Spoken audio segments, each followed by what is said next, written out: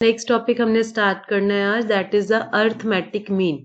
अगर हमारे पास ये 3 नंबर्स एपी में है, A, small A, capital A and small B, अगर ये एपी में है देन जो मिडल वन टर्म है that is the AM between A and B. तो यानी अगर 3 क्वांटिटीज एपी में है तो जो मिडल टर्म होती है उसे हम क्या बोलेंगे, arithmetic mean between the other two. In general अगर हमें अर्थमेटिक मीन निकालना हो दो नंबर्स के बीच में तो क्या हमने चेक करना है, देखो अगर ये नंबर एपी में है, एपी की क्या कंडीशन होती है, second minus first is equal to third minus second.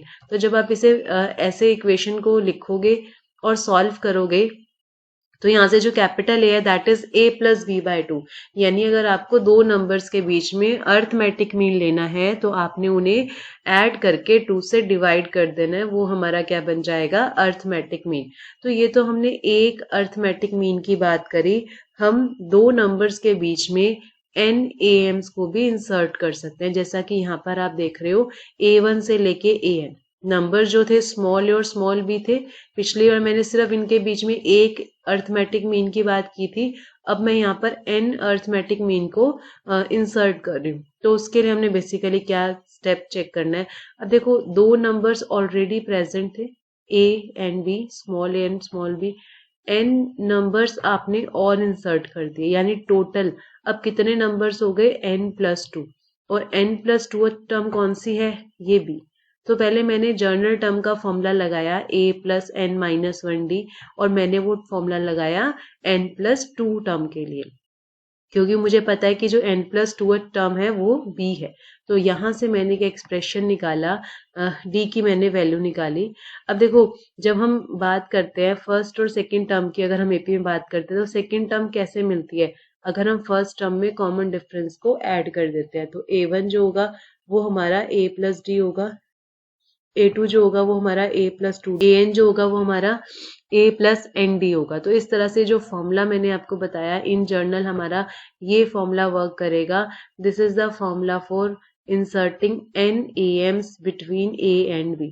तो यहाँ पर अगर हम n को 1 पुट करेंगे तो हमारे पास फर्स्ट AM आ जाएगा, n को 2 पुट करेंगे तो सेकेंड AM आ जाएगा। इसी तरह से हम nth geometric sorry nth arithmetic mean जो है उसे हम इंसर्ट कर सकते हैं। नेक्स्ट जो है that is a sum of N arithmetic mean between two numbers.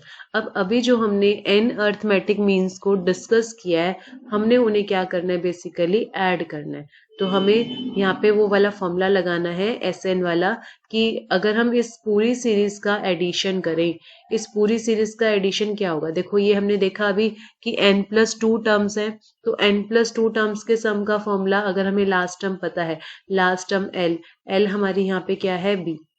तो हमने पहले इन सारे नंबर्स का a b a1 से लेके an इन सारे नंबर्स का एडिशन निकाल लिया, जो कि यहाँ पे नेक्स्ट लाइन में मेंशन किया हुआ है। अब हमें क्या चाहिए, n अर्थमेटिक मीन का सम चाहिए, तो मुझे b नहीं चाहिए, तो मैंने b को राइट हैंड साइड पे शिफ्ट कर देना है, a को भी मैंने राइट हैंड साइड पे शिफ्ट कर देना है। तो जब हम इसे सॉल्व करेंगे तो आंसर जो है वो ये आ जाएगा n into A plus B by two. और यहाँ पर कैपिटल ए जो हमारे पास arithmetic mean, single arithmetic mean होता है between the numbers A and B, वो हमारे पास आ जाएगा, जिससे हम कैपिटल ए से रिप्रेजेंट करेंगे। तो इस तरह से मैंने एन ए एम्स के जो मैंने अभी इंसर्शन की थी उनके सम का फॉर्मूला भी यहाँ पे डिराइव कर दिया। सो हम एक न्यूमेरिकल जो डिस्कस कर रहे हैं next, if n A Ms are inserted between the number 5 and 86, अगर 5 और 86 के बीच में हमने क्या किया, एन ए एम्स को इंसर्ट किया, सच दैट रेशियो ऑफ इस first and last mean, first और लास्ट मीन की जो रेशियो है वो हमें 2:11 गिवन है, मतलब A1 और A9 इनकी जो रेशियो है वो हमें कितनी गिवन है, 2/11। तो हमें n जो है उसे फाइंड आउट करना है। तो सबसे पहले हम लास्ट टर्म का फॉर्मूला अप्लाई करते हैं। लास्ट टर्म जो है वो हमारे पास 86 है, ठीक है। तो अब ये कौन कितनी टर्म्स होंगी, जैसे मैंने अभी आर्टिकल में बताया, देखो n A1 से लेके AN तक n टर्म्स तो ये होगी, 5 हो गया और एक 86, मतलब टोटल ये n प्लस टू टर्म है। और n प्लस टू टर्म कौन सी है हमारी, ये 86। तो हमने पहले journal term of an AP का फॉर्मूला अप्लाई किया, वहां से हमने d की वैल्यू निकाली, फिर हमने A1 और AN का फॉर्मूला लिखा, A+D वहां पे हमने D की वैल्यू पुट करी। जब हम इसे सॉल्व करेंगे, अब हमें ये रेशो किसके इक्वल गिवन है, 2/11। तो यहाँ से जब हम सॉल्व करेंगे तो n जो है वो कितना आ जाएगा। नेक्स्ट क्वेश्चन है, ये भी थोड़ा डिफरेंट है। हमें n की वैल्यू निकालनी है such that this be the AM between A and B।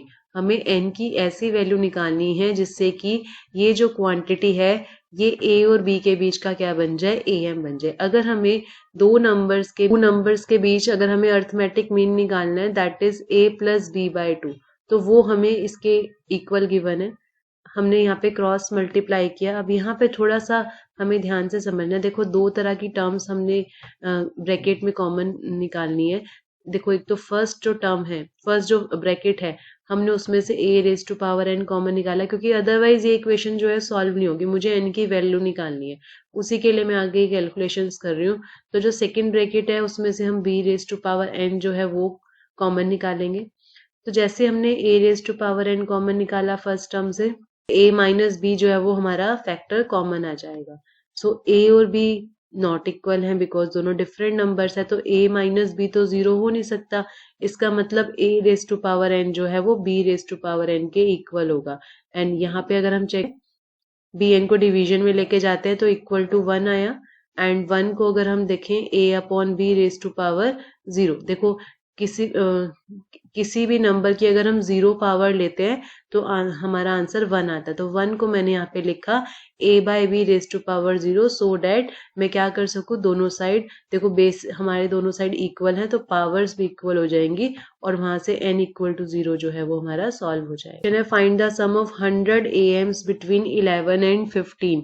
100 arithmetic means का सम निकालना है बिटवीन 11 एंड 15। तो मैंने अभी एक फॉर्मूला जो है वो हमने डिराइव किया है कि अगर हमें n अर्थमेटिक मीन को ऐड करना हो, जो मैंने अभी यहाँ पे सॉल्व करके दिखाया था, तो आंसर क्या आता है, n × A+B/2। तो ये n अर्थमेटिक मीन्स के सम का फॉर्मूला है। तो ये फॉर्मूला जो है वो हमें बेसिकली यहाँ पे अप्लाई करना है इस क्वेश्चन में। तो हमने लिखा यहाँ पे n × 100 AMs लेने हैं तो n हो गया 100। दो नंबर्स हैं स्मॉल और स्मॉल b से जो रिप्रेजेंट होते हैं 11 और 15, तो A+B/2 × 100। तो ये हमारे पास सम ऑफ 100 AM जो है वो आ जाएगा।